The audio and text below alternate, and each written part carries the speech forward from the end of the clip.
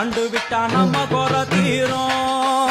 அம்மன் அலங்காரம் கண்டுவிட்டா நம்ம குற தீரும். அம்மனுக்கு விரதம் ஆதி முதல் இன்று வரை வழக்கம். அம்மனுக்கு விரதம் ஆதி முதல்